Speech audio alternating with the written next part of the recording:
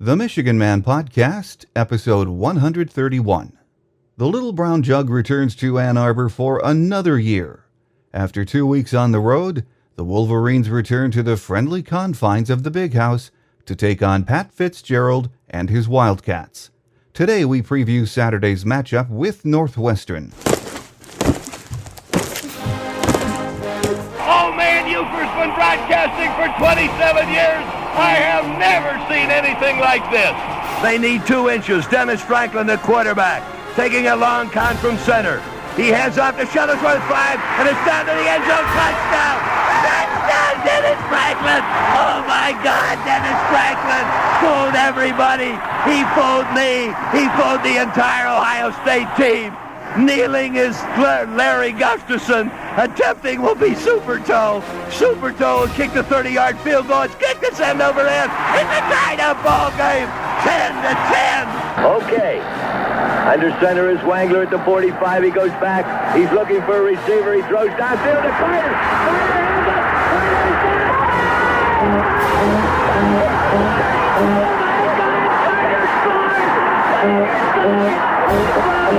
Carter hands up. Look at those Wolverines. 95 Wolverines going to the end zone. Carter got the pass. In the air, it's done. Ufer is going to have his fun. I have never seen anything like this in all my 40 years of covering Michigan football.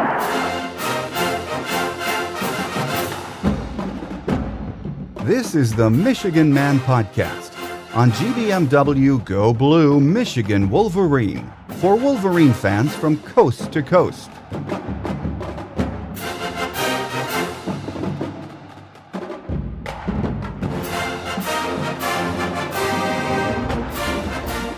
Go Blue and welcome to this week's show. I'm your host, Mike Fitzpatrick. With Denard on the mend, Devin Gardner took the controls on Saturday and delivered a solid performance in Michigan's 35-14 win over the Golden Gophers. This week, Coach Brady Hoke and the Wolverines will face one of the league's best rushing attacks when Northwestern pays a visit to the Big House. On today's visitor segment, our guest will be Northwestern beat writer Teddy Greenstein from the Chicago Tribune. After that, we'll be joined by Michael Rothstein from WolverineNation, ESPN.com, with a look back at the battle for the Little Brown Jug and a look ahead to this Saturday's matchup with the Wildcats. On Sunday, I made a guest appearance on The Sports Voice with the guys over at WNUR Radio in Evanston. We'll give that a listen just after Michigan Gameday later in the show. Before we get to that, let's start as we always do with my view from Section 17, some of my random and often rambling thoughts. It took the offense a quarter to get into gear Saturday, but with Devin Gardner leading the way, the Wolverines finally broke out of their offensive funk. Devin used his mobility to find receivers open when pressured, ran just enough to keep the Gopher defense on their heels, and made big plays when he needed to. It did take him a while to shake off the rust, but after that, Devin reminded us all why he was so highly touted and a 4-star quarterback coming out of Inkster High School. Fitz and Rawls also provided some yards with good, hard running. The offensive line remains a concern, but in the end they were good enough and fought hard enough to give us our most diversified offensive performance in weeks, if not for the season. Coach Hoke lamented the fact that his defense gave up 124 yards on the ground, tackled poorly, and had too many blown assignments in the secondary. But most of us thought the performance of the D was another solid effort from what we now know is a very well-coached, physical, and still improving unit. 7-2 Northwestern comes to the Big House this week fresh off a bye week. Coach Pat Fitzgerald's offense can run the ball as well as anyone in the conference and is explosive. The Wildcats' defense has been a surprise too, a pleasant surprise. They are not a shutdown defense, but have been very stout against the run and make opponents work for every inch. As it has been for most of the season, we're not sure what to expect this week. But we know Michigan has to bring their A-game if they have hopes of being 7-3 when the sun sets over Ann Arbor Saturday night. Northwestern enters Saturday's game unranked and I think very underrated. Teddy Greenstein from the Chicago Tribune is the beat writer covering Northwestern football. He joins us next on our visitor segment. here on the Michigan Man podcast on GBMW Go Blue, Michigan Wolverine.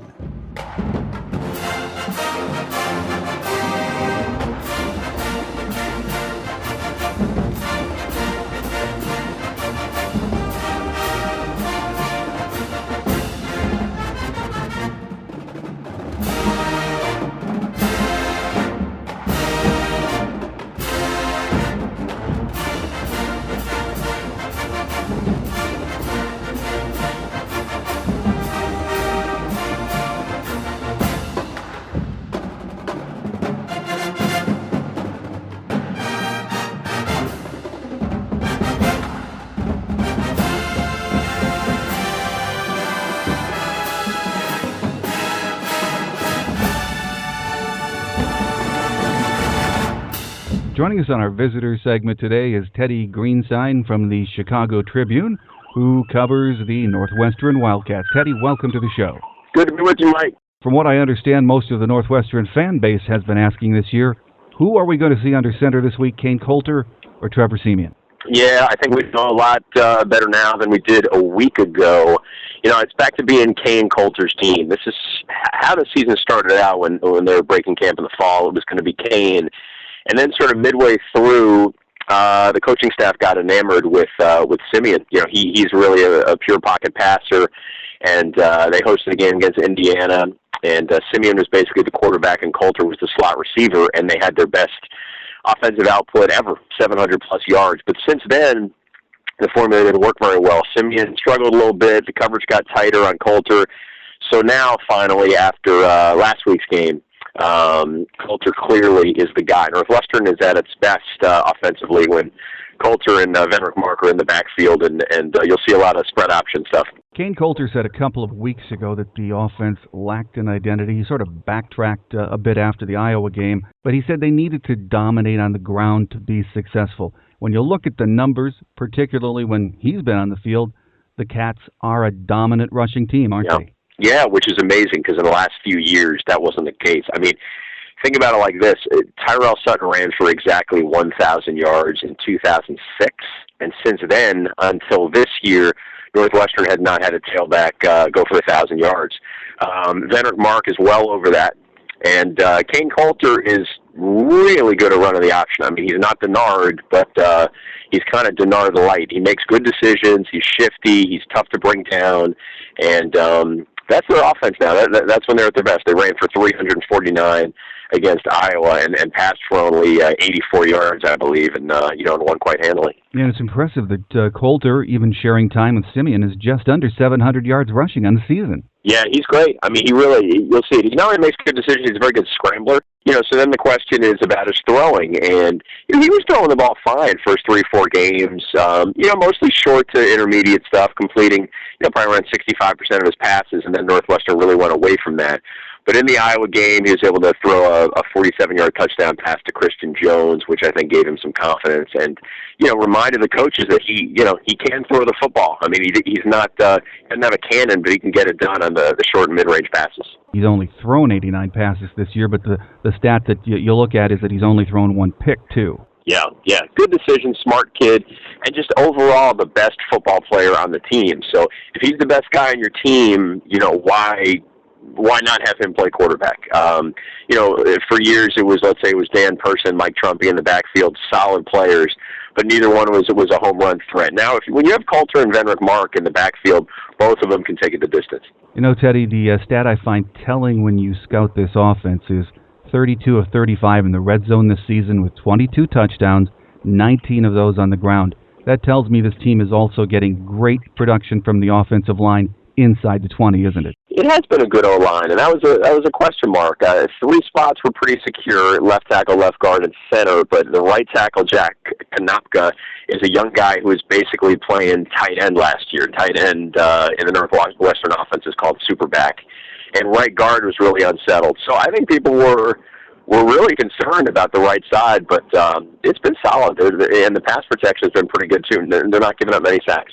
The other prong in that running game that you just mentioned for Northwestern is Venrick Mark, a kid who I've not been able to see a lot of this year, but what I've seen is very impressive. And you mentioned he's become the first Wildcat back since Tyrell Sutton. in 2006 to top the 1,000-yard mark in a season. Talk about Mark and what kind of a back we're going to see Saturday. Yeah, I mean, he's a track star from Texas. I was writing about this a couple weeks ago. He goes to a big-time meet in Texas. He competes in 4 events and gets 4 gold medals. I mean, that's the kind of kid we're talking about.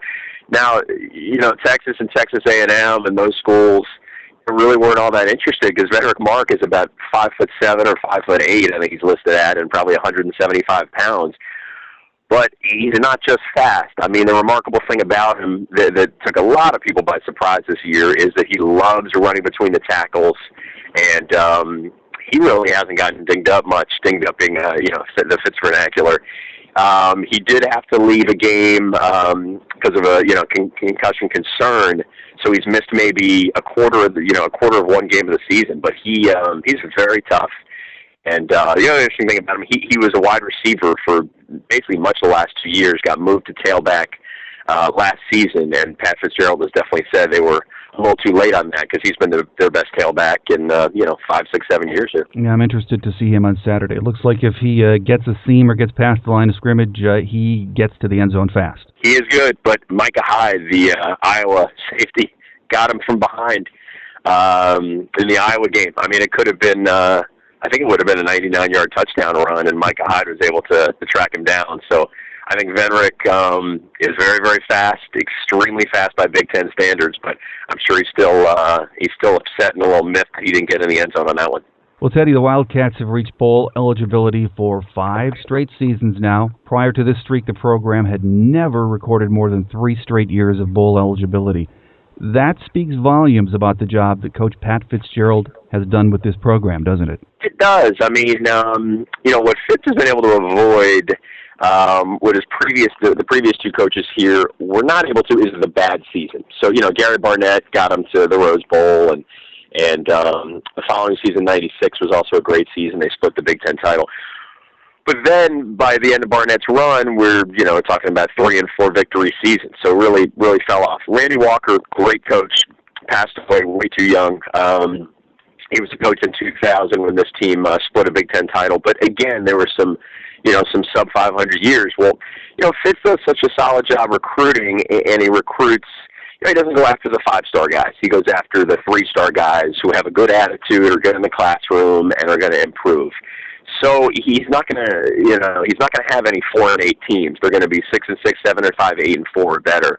And Northwestern typically does well in close games. Now they've blown a couple this year. They had huge, big 4th quarter leads against Nebraska and Penn State and could have get it done. But generally speaking, it's a smart team, low turnovers, low penalties, doesn't beat itself.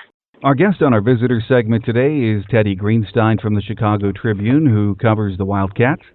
Teddy, let's talk about the Northwestern defense, if we could, for just a couple of minutes. The run defense has been pretty darn good this year. They've got standout linebacker play from David, help me with this name, is it Nawabusi? It's actually Wabusi. Then you've got Damian Proby and Chichi Araguzo. There you go. As a unit, this defense, they've been a bit of a surprise, haven't they? Yeah, I mean, the whole defense has been really good compared to certainly last year, where they were just getting completely gashed in losses to Illinois and Michigan in the second half and Penn State. It's really good against the run, so the front 7 is very solid. Still susceptible in the secondary, and one of the big questions heading into this week is Northwestern's 2 cornerbacks, Nick Van Hoos and Quinn Evans, injured themselves in the game before the Iowa game, the Minnesota game, I believe it was. So it's going to be very interesting to see if those guys are going to play. Van Hoos is definitely the best cornerback on the team, so that would be a big boost for them, for Northwestern getting them back. But where that defense is susceptible, even at full strength, is in the secondary. It's definitely bend but don't break. I mean, the cornerbacks tend to give a big cushion, and they're susceptible to athletic guys. Well, Kane Coulter gets the start, and as you said, he is going to this Saturday at the Big House. Then it's going to be a run-first offense. Yep. Although he's been effective throwing the ball, as we mentioned, in his 89 attempts, he's almost a 70% passer. He's only thrown 1 pick. But can Northwestern be somewhat one-dimensional against this improving Michigan defense and still have success?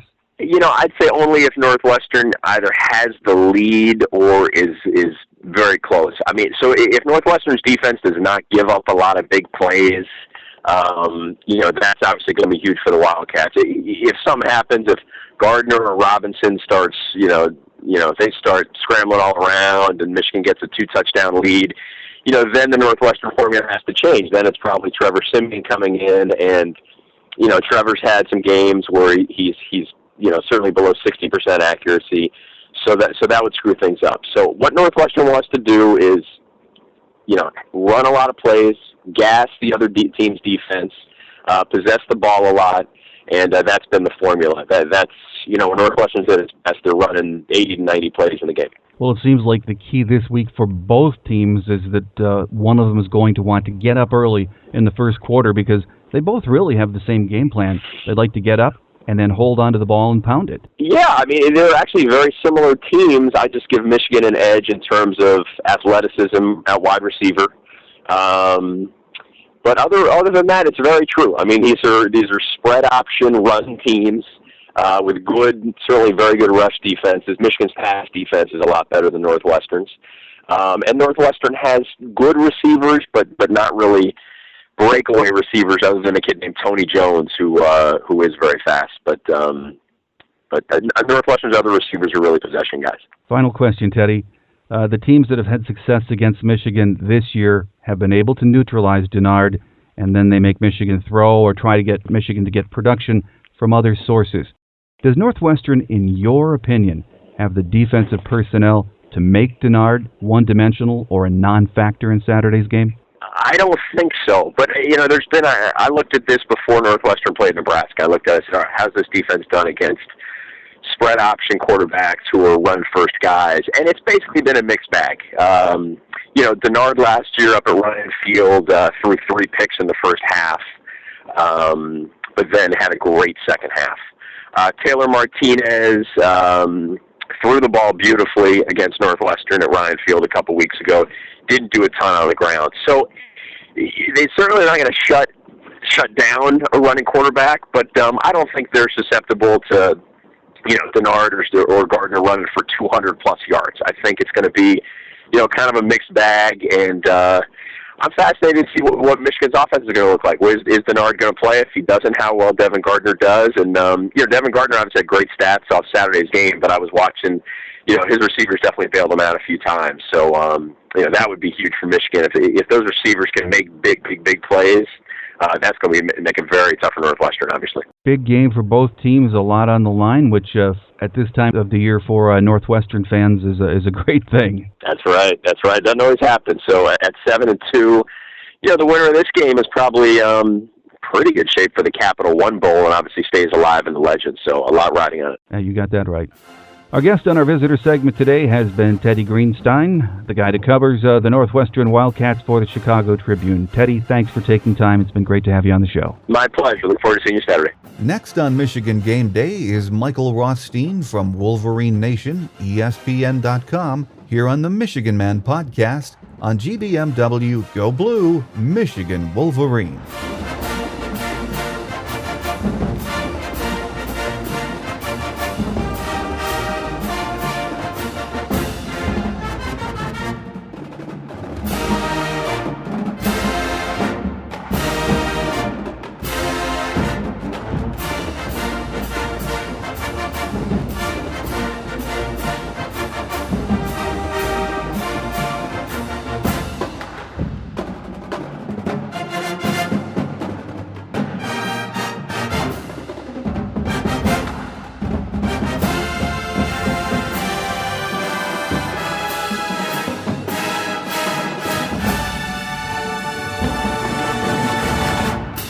Back with us on our Michigan Game Day segment this week is Michael Rothstein from WolverineNation, ESPN.com. Mike, thanks for joining us. Oh, no problem. Anytime. Thank you for having me back. Well, let's start with a look back at the Minnesota game this weekend, Michael, and tell me, were you impressed with Devin Gardner's play on Saturday? Yeah, absolutely. I mean, the first caveat is it's not like he faced Alabama or Notre Dame here defensively. Let's get that out of the way. immediately. However, yeah, you had to be impressed by his performance, even more so because if you noticed, Michigan really ran a very different offense than what they have run with Denard Robinson, probably an offense much closer to what they will run starting in 2013. So all of a sudden, you're seeing a guy who hasn't taken many snaps at quarterback this year run an offense that most of this team isn't familiar with, and they executed it pretty well in really just a week's time. So I think, if anything, that bodes well for both how Gardner can transition to the quarterback position should he win the job in the spring and going into that summer, and also how effective it might be able to be when they can actually practice it for, a full spring, a full off season, and then have themselves work on it voluntarily in the summer. If you are a Michigan fan, I think you should be encouraged by what you saw on multiple levels Saturday offensively. Michael, it was obvious that Devin gives Michigan a better downfield passing threat. We saw a lot of that Saturday.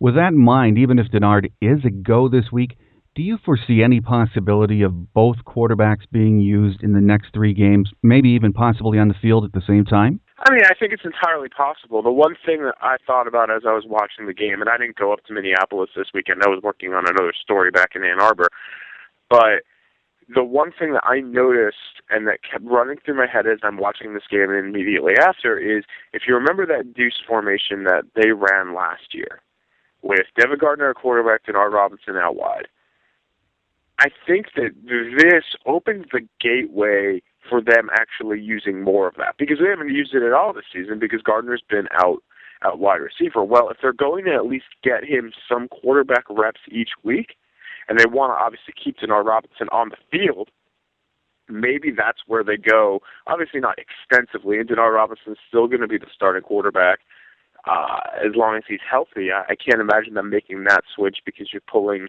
your most dynamic athlete off the field at that point, asking him to learn a new position with essentially 3 weeks left in his career. I don't think that's fair or logical for anybody. But I could see maybe an extended deuce formation. Maybe they have, instead of 4-8 plays in that formation, maybe they add 12, go to 16 plays.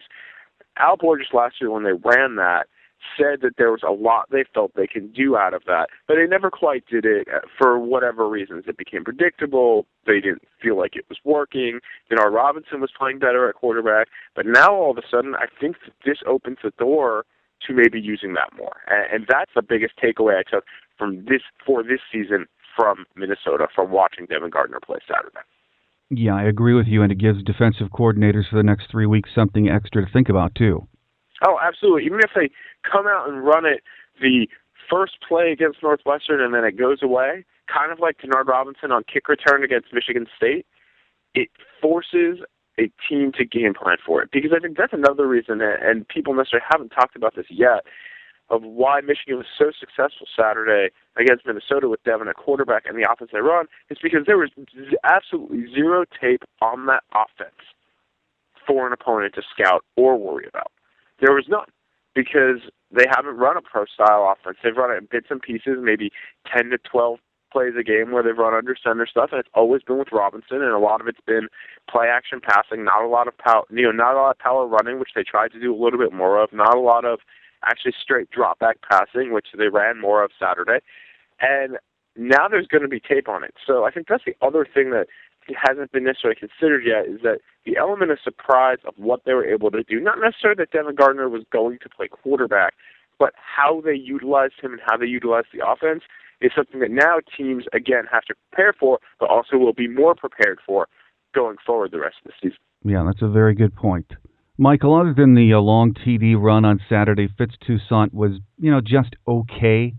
At this point of the season, do you think the lack of production by the backs is more on them, or are we seeing that it's a lack of, sustained push by the offensive line? Brady Host blamed it on the offensive line, put it really squarely there. And after watching Thomas Rawls run as well, I think you can make the argument that that's actually pretty accurate, because Thomas Rawls only averaged, I think it was 2.6 or 2.7 yards a carry. Toussaint, you take out that 41-yard run, was averaging 2.4 yards a carry. So neither one of them were productive, and if those are your best two backs, and those are the two backs that they feel comfortable with, and they both, at least in Toussaint's case, Ho continually talks about how hard he runs. Albor just said he keeps wanting to find situations to get Thomas Rawls in the game, so they clearly believe they're talented and have potential. Well, why aren't they able to do it? Part of that absolutely falls on the running backs. Toussaint's kind of bounced outside way too much, but again, that ties into the offensive line of the holes just haven't been there. It would be one thing, I think, for a one-game or two-game thing where the offensive line wasn't producing, or if it were something where Thomas Rawls comes in and all of a sudden, he's getting blocked for, then you can point and say it's clearly a Fitzgerald Toussaint thing. Well, Thomas Rawls wasn't that good either. He ran hard and he maybe got a few more yards out of it, but it wasn't like he got 4.2 yards a carry and broke 3 runs for over 15 yards or something like that because he had great blocking downfield. It just wasn't there. And that, to me, says that it's clearly an offensive line problem, clearly actually an interior of the offensive line problem, more so than anything else. And while I don't necessarily think Michigan will ever come out and say it, their lack of depth up there hurts because they can't necessarily replace any of those guys. Because who are you going to replace a Ricky Barnum with? You're going to replace him with Elliott Mueller. Well, okay, or Joey Brzezinski, who is who's a converted walk-on. So if you say you did that, and then you move Mueller over to guard, all of a sudden then you'd be putting Jack Miller, who's a redshirt freshman, in at center. Does that really solve your problem? I don't know. And that Patrick Omame, is he the issue? I mean, he's been a pretty consistent starter for Michigan over the past 3 years, so it's tough to believe all of a sudden he's gotten bad. So you look at it, and that to me screams, well, if they're going to try to run up the middle and run power, and they're not able to do it, well, where does it look? It goes right to the offensive line. And they can't make changes even if they want to, because they're not going to burn somebody's red shirt with 3 games left in the season, especially because when you look at it, they're not in the driver's seat for the Big Ten title. You'd be breaking somebody in who doesn't necessarily have any experience, and you'd be really costing that player a year when you might need him, 4 years down the road. Then all of a sudden you won't have him. It's where actually, if you go back and look, the injury to Chris Bryant in the preseason really hurts them, because you would have to think at this point they might have tried to work Chris Bryant in somewhere, especially because he's supposed to be a really good run blocker, and not having him because he's out for the year with a broken tibia or fractured tibia is really kind of massive for them, because they don't have any other options. You see that, and I wrote about it last week on WolverineNation, ESPN.com, that when an offensive lineman's gotten hurt, when Barnes has gotten hurt, when Lawan has gotten hurt, everybody shifts on the line. Everybody does, depending who gets hurt. And that, to me, screams that you just don't have any depth there or any other solutions that you can go to right now. Well, at Week 10, I think we all have to face the facts. It is what it is, and they just have to make the best of it for the next 3 weeks. Which is exactly what they've done, and the fact that they may still end up being a 9-win team, an 8-win, 9-win team this year. I pegged them at 8-4 to begin the season, and frankly, with the way Ohio State's playing, that probably looks like it's a pretty accurate assessment, obviously close to it. And I still think they should have concern this week with Northwestern, just because while Michigan's defense is very good, what happens if the offense can't move the ball like they did against Minnesota, because there's more tape out there and things of that nature? The offensive line, like you said, it is what it is. It's not, and I have a tough time seeing them magically getting better in the next 3 weeks. I think they're just going to be what they are, and most of those guys, the entire interior of that offensive line is gone after this season, so you're breaking in 3 new starters anyway. In the post-game presser, looking at the defense, though, Michael, Brady mentioned that he was not happy with the 124 yards or so that the defense surrendered on the ground, and he wasn't pleased at all with the tackling. But overall, watching the game, especially given Minnesota's great field position in the first half, I thought the defense turned in another pretty solid performance, didn't they? Yeah, I thought so, too. I didn't have many qualms with what the defense was able to do. I thought maybe the corners got beat deep a little too often, and Phil Nelson had a little bit more experience, because he's going to be a good quarterback. He will be very good for Minnesota. That he would have hit some of those guys, and then maybe it changes the entire complexion of the game, really.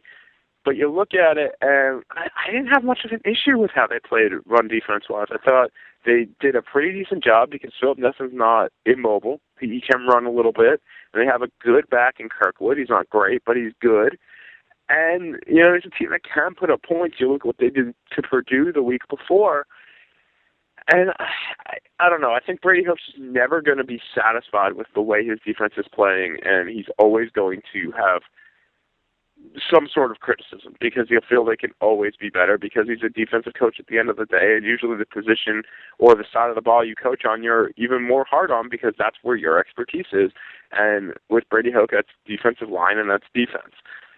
This defense is a really good unit. It's not, going back to what I mentioned at the very top of this, they're not Alabama or Notre Dame defensively either, but they're getting close. I think you can make the argument they're the best defensive unit in the Big Ten. I really think you can say that with some confidence. Michigan State's pretty good too, but Michigan overall, especially in their back seven, has really become a quality team, and their front four is, they're not bad. They're better than I think a lot of people thought they would be at the beginning of the season. A lot of that has to do with Quentin Washington, and a lot of that has to do with the play of Mario Ojemudia and Brennan Byer and Frank Clark over at rush end. Craig Rowe's been steady and consistent, probably the best year of his career, even though the statistics won't necessarily bear that out. And, Will Campbell's been okay. I don't think he's been what people hoped he was going to be in the preseason, but I don't think anyone who looked at it logically thought he would be able to reach that type of level. He was never going to be an all Big Ten player. That would have been the ceiling for him, and it just wasn't going to happen. Yeah, there's a reason he hadn't played for 3 years beyond Mike Martin being there and beyond Ryan Van Bergen being there. But overall, as a defense, they're good. They're a good defense. So I don't know. I don't necessarily buy that from Brady Hoke. They struggle, but not any team's going to, to use one of his sayings, no team is going to be perfect at all times. It's just not going to happen. But they've been doing enough to get the job done and win Michigan games, and that's really would be what would matter. I think you're right on the mark there. Our guest on our Michigan Game Day segment today is Michael Rothstein from WolverineNation, ESPN.com. Michael, if Kane Coulter starts on Saturday, and I would expect he would, Northwestern will clearly be in run mode. The combination of Coulter and Benrick Mark, they really put up big rushing numbers this year, but it makes them a little more one-dimensional as opposed to when they have Trevor Siemian under center, as well as Michigan's playing a defense right now. Do you see the Wildcats having success without Coulter throwing more than he usually does? Yeah, I think their offense is going to move the ball on Michigan no matter who's playing quarterback, mostly because of Benrick Mark. Benrick Mark is a really, really good player. Yeah. And he's fast, and they're going to have Michigan in the past has struggled with guys who get to the edge. You even saw it a little bit against Nebraska with Taylor Martinez. Benrick Mark is faster than that. So I think Michigan's going to struggle with that. I think there's going to be a lot of pressure on Jake Ryan and Desmond Morgan, who happen to be Michigan's two best defenders. I think there's going to be some pressure on Craig Rowe to be able to make some plays in space, and pressure on the corners to really be able to handle things. I think another thing you'll probably see is you'll see a lot of what I've called the 4-3 wide, which is where Kenny Demers or Jake Ryan has almost been lining up in a nickel formation instead of using Courtney Avery. And part of the reason of that is to get a sure tackler on the outside and also to really kind of help with the run defense. And I think you're going to see a lot of that formation on Saturday. I actually wrote about that last week on WolverineNation, ESPN.com, and kind of the reasoning of why they do it. And you look at it, and I think that's going to be a big key for them. But Northwestern's going to move the ball. I don't think there's any question about that because they're one of the better offenses in the league. And they're one of the better offenses that Michigan will play all season. Now, again, I hate to keep saying they're not Alabama, but then again, no one's really Alabama.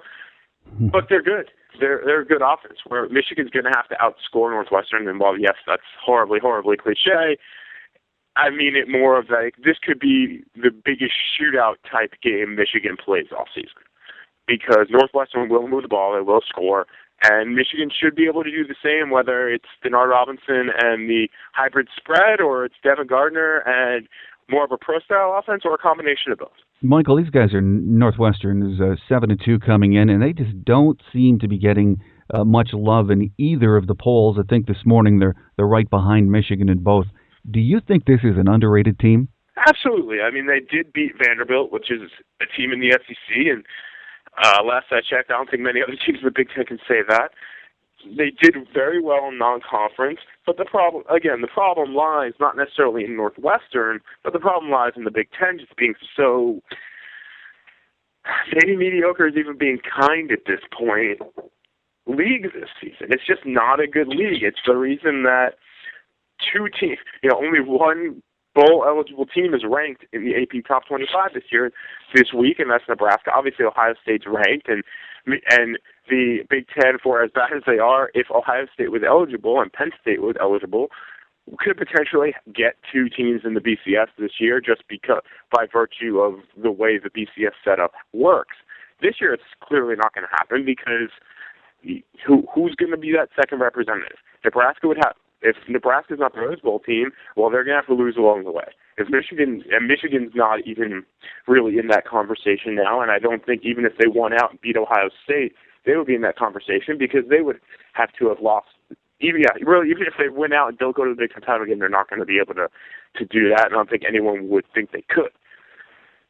All of that said, and then to get back to your initial question, that's why Northwestern isn't getting much attention because the Big Ten's just not good. I mean, if you're beating teams that are mediocre, then, how much attention are you really going to get? That said, Northwestern wins Saturday. I think a lot more people will pay attention and say, this team might actually be pretty good.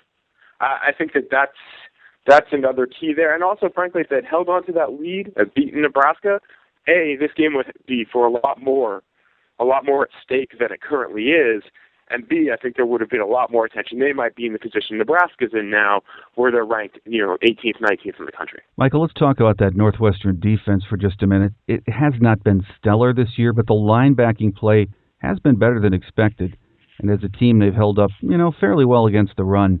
If Denard starts, do you think Michigan can get away with a run-heavy attack? Or is Coach Board just going to have to let Denard throw downfield a little bit more to keep this defense loose? It's a little bit of A, a little bit of B. I mean, a lot of teams have been pretty good against the run in the past, and Denard Robinson has made them look pretty bad. So I think it's going to a lot of it go to how Northwestern schemes and how the game plan. Last year, they actually spent a decent portion of the league running Venrick Mark, his name again, on defense. And they did it because he's their fastest player, and they figured he can keep up. They basically want him to spy. That was a defense they worked on a lot of the week, and then they didn't use it all that often. They used it here and there, but it wasn't their main defense. And part of that was, if you remember, Denard Robinson missed a little bit of time in that game. Devin Gardner came in because he got a little dinged up. But you look at it all, and I think that they're going to, if Denard Robinson starts and plays, they're going to run something like what they have run before Denard Robinson got hurt, which is a lot of short passes, a lot of running, a lot of zone read, and it will be actually a lot more interesting this time around because if that offense fails, and remember, that's an offense that did not score against Michigan State, that's an offense that was not, they were driving against Nebraska, but they hadn't scored yet, and that was an offense that, really the only time they put up a good amount of points was against Purdue and Illinois, and neither one of those teams are any good. So I think the question remains is if they're struggling offensively, do you shift the entire offense? Because now all of a sudden you've shown that a pro-style offense can at least work and move the ball and put up points. It all leads to some very interesting questions. What happened last Saturday, and again, this may not exactly be your question, but it fits with what Michigan needs to do offensively, is this past Saturday against Minnesota made this team extremely intriguing the rest of the year because if Denard Robinson starts to struggle, does Michigan just stick with that? Or do they go to something else that they've all of a sudden seen can work? And that becomes really interesting, at least to me, the rest of the way here. Do you see the game Saturday being nip and tuck all the way? I think both teams are going to score. I think both teams are going to put up a good amount of points, or at least move the ball. I think that Michigan has a better chance to blow Northwestern out than the other way around because Michigan's defense is pretty good. I think if Michigan can force a couple turnovers early, and convert those into points, I think it could get away from Northwestern pretty quickly. But that's a somewhat large ask on a Michigan defense that has not gotten a lot of turnovers this year. And they certainly, other than Ramon Taylor's interception return for a touchdown against Purdue, certainly haven't had any huge game changers, because that really broke that game open. So I think if Michigan's defense is able to do that and maybe force a turnover or two and turn one of them into 6 points, or turn one of them into turn two of them into 10 points, I think that opens up the game. Otherwise, yeah, it's going to be another close game on Saturday. I have a tough time seeing it up any other way, just because of Michigan's offensive questions. What happens if they struggle? And what is going on with the running game? Because clearly that's the biggest thing Michigan needs to work on and try to fix right now, if they can, is their running game and the offensive line stealing off blocks. That's maybe their biggest concern, I think, the rest of the way. Well, you're right. Another intriguing weekend ahead of us with everything that's going on in the offense, so it will be fascinating to see. Our guest on our Michigan Game Day segment today has been Michael Rothstein from WolverineNation, ESPN.com. As always, Michael, it's a pleasure to have you on the show, and we look forward to getting you back on soon. No problem. Anytime. Thanks so much. Over the weekend, I was invited to preview the game with the guys over at WNUR Radio in Evanston on their Sunday night program called The Sports Voice. So let's give that a listen next here on the Michigan Man podcast on GBMW Go Blue, Michigan Wolverine.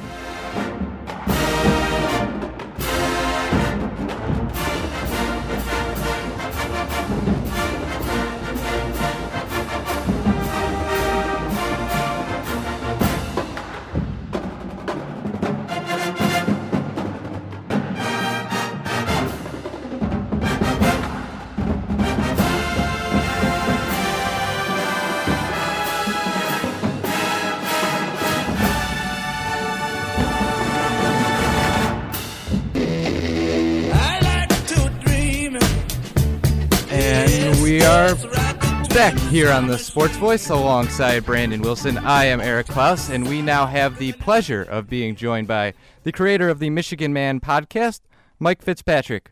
So, Mike, how are you doing today? I'm doing very well, guys. It's a pleasure to be with you tonight. The big storyline heading into this game, I think, nationally and probably locally, is whether Denard Robinson will play. In your estimation, what are the chances he plays next week? Well, I think the chances are pretty good. It's one of those things, though, with a nerve injury that, as Brady Hoke has been saying and the medical staff have been saying since it happened against Illinois a couple of weeks ago, he can just not have any feeling in his arm, and then 15 minutes later, he's fine. Or it can go 2 or 3 days and progressively get better. In warm-ups yesterday, he was throwing. He looked all right. I think it's just tough to say. Devin Gardner's ready to go. But Brady said it in the post-game presser yesterday. If he can practice this week, he's going Saturday. All right, Mike. Now, Northwestern's played some of its best ball in years this season, despite 2 key losses. What's your take on the overall brand of football Northwestern's produced this year? I look at that offense and how difficult it is to stop. I guess the only question I have is, we've seen Trevor Siemian and Kane Coulter, and they're 2 completely different quarterbacks. I think that's the only thing for me looking at them this year. I think they are a very dangerous team with either one of those quarterbacks. But Kane Coulter, when you look at the numbers in combination with what Venric Mark brings to the game, very, very difficult to stop. They are very impressive on offense. Now, traditionally, Michigan has been Northwestern almost with great regularity, especially in games at the Big House. What is the perception of Northwestern in Ann Arbor, and how afraid are Michigan fans of this Northwestern team? Pat Fitzgerald, Gary Barnett before that, have made this a program that is a very solid program. Pat Fitzgerald has just notched it up in every possible way. So I can tell you that Michigan fans are very, very concerned with this game Saturday, because Northwestern is a very solid football team on both sides of the ball. And looking at the way we've played this year, I don't think going into any game, any Michigan fan or any observer of the team can tell you they've felt good about any game as far as knowing what we were going to see on the field. Now, Northwestern sitting at 7-2 with a 3-2 Big Ten record. Michigan right behind them at 6-3 with a 4-1 Big Ten record. Mike, what are the chances we see either of these teams in the Big Ten championship this season? Wow, I don't think it's very good for either of the teams. I thought Saturday, if Michigan State, of course, would have pulled off the victory, and what a wacky ending to the game that was in East Lansing. I think then the game Saturday between the Wildcats and the Wolverines would have more impact. But right now, I just can't imagine a way, especially looking at Nebraska's schedule, how that's going to happen for either the Wildcats or the Wolverines. The Michigan defense has been generally very good this year. They're allowing less than 17 points per game. Yet they've struggled against Alabama, Air Force, as well as Nebraska's more running style teams. Northwestern is a very run dominant team. How well do you think the Michigan defense matches up with the Northwestern offense? Honestly, I think they match up pretty well. You mentioned the Alabama game and the Air Force game. Those were the first and the second games of the season. The Alabama game's just off the charts. I mean, there was no way that Michigan was ready to play a team of that caliber. And then you turn around a week later and you play Air Force with that triple option, and 5 days to prepare for that kind of an offense. I don't think it's enough for most teams. So if you take those two games out of the equation, Michigan's only allowed 5 touchdowns since that Air Force game. I think we match up pretty well against Northwestern, although I'll say this. With Kane Coulter at quarterback, and I'm assuming after the Iowa game, at this point in the season, that's who we're going to see at quarterback. As an athlete, I find him to be very, very difficult to stop. And Venric Mark is one of the more impressive backs that I've seen, albeit I haven't had a chance to see a lot of him this year. So Michigan sits at 6-3, as Brandon mentioned before. But their 3 losses have come to top 20 teams: Nebraska, Alabama, and Notre Dame. How do Michigan fans feel about this season? Has it been a disappointment, or are they somewhat content with what's happened? I know they had a great year last year, but how are they feeling about this season? I think that most fans would probably say they're disappointed right now heading into this game, because I think in Coach Hoke's second year, we were hearing that the offense in Denard in the second year of the offense under Coach Borges was going to make a move forward with the passing game. We knew he wasn't going to be a pure passer, but make better decisions, bump up that percentage, and we really haven't seen that. And as a matter of fact, we have seen the offense become very, very conservative, just looking to run the ball. Some would say even predictable. You hear a lot of Michigan fans saying that this offense is very, very predictable right now, and it's almost as if Coach Borges and Coach Hoke heading into the end of the season decided, what? We are just going to play to our strength, which is our defense, and be very conservative, very run-heavy. We're 60-40 run-pass right now. So from that perspective, Michigan fans are disappointed because they expected that Denard was going to be more of a passing quarterback, more well-rounded this year, and that just hasn't happened. All right, Mike, I'm sure you saw this one coming. Northwestern versus Michigan this Saturday. Who do you got in this game? Can you give us a score? I'll tell you what, guys. Predicting Michigan scores all year for me has been a head-scratcher. I've been so far off. But right now, after what I've seen Saturday, let me give you 2 predictions. If Denard plays, I think we could see a game in the 20-17 type of a range. If Denard can't play and you see Devin Gardner at quarterback, I just think Devin gives the team right now a better opportunity because he can go over the top and he can throw. I think you might see some more points scored on the Michigan end there, and I'm thinking maybe a 28-24 win for Michigan. But I think it's going to be a very tight game, and it's going to come down to, can Michigan's defense contain Kane Coulter? And I think on the other end, if Denard is the starting quarterback, can Northwestern's defense slow him down? All right, Mike, thank you so much for your time and helping us preview this big game Saturday. All righty, guys. We look forward to it Saturday, and I thank you for the invite. Great to be on your show. It's been a pleasure. Thanks to the guys at WNUR in Evanston for inviting me on the Sports Voice last Sunday night to preview this week's game. Shout-outs to co-sports directors Zach Kisfalusi and Jim Saunders, as well as co-hosts Brandon Wilson and Eric Klauss. WNUR is the student-run station on campus at Northwestern and does a great job covering the Wildcats, so thanks again, guys. Wolverine Quick Hits is up next as we wrap it up for another week here on the Michigan Man Podcast on GBMW Go Blue, Michigan Wolverine.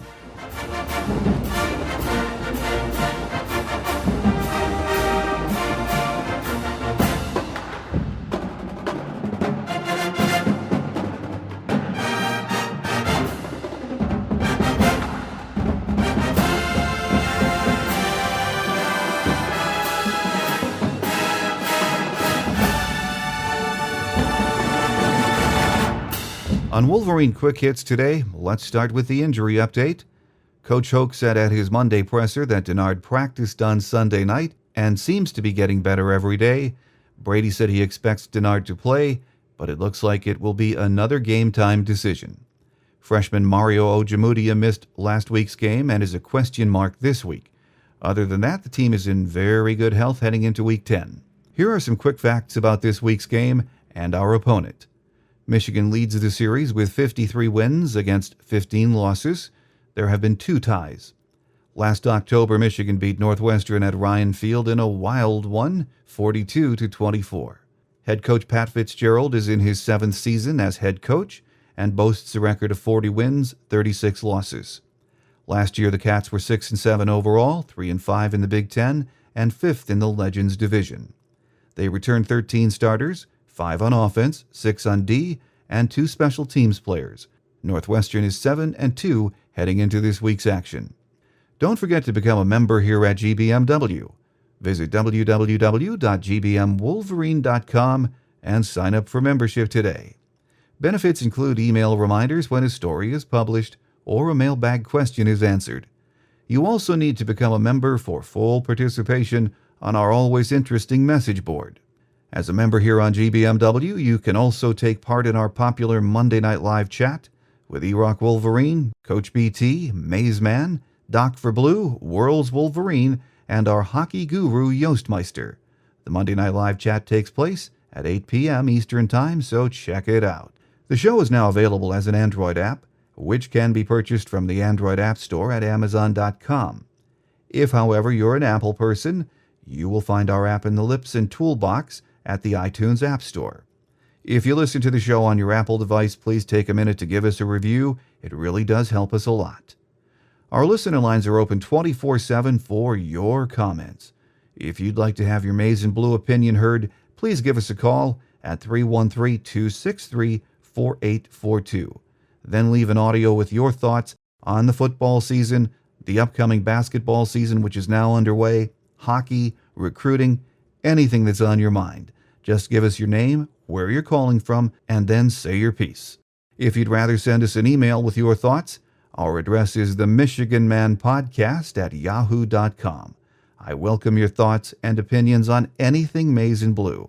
I'll post the email address and the phone number on my show notes page, just in case you don't have a pen or pencil handy. Thanks again to our guest today, Northwestern beat writer Teddy Greenstein from the Chicago Tribune, and Mike Rothstein, who covers Michigan for WolverineNation, ESPN.com. Also, a special thanks to the gang at WNUR Radio in Evanston for inviting me on the Sports Voice last Sunday night to preview this week's game. Special mention to hosts Brandon Wilson and Eric Klauss, and co-sports directors Zach Kisfalusi and Jim Sonis. Kickoff this Saturday is just after 12 noon and will be broadcast on ESPN.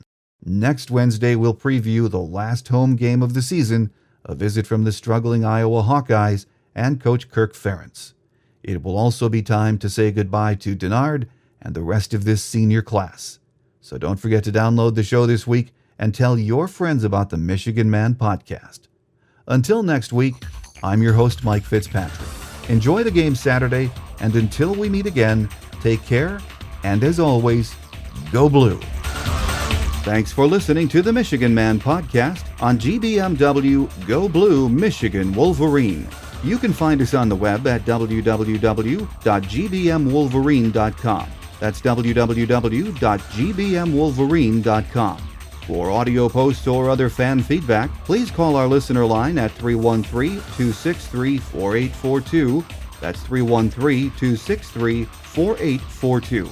Email fan feedback to the Michigan Man Podcast at yahoo.com. That's the Michigan Man Podcast at yahoo.com. The Michigan Man Podcast on GBMW Go Blue Michigan Wolverine is produced at the studios of Robin Lynn Productions, Allen Park, Michigan. The Michigan Man Podcast is not affiliated with the University of Michigan. Go Blue!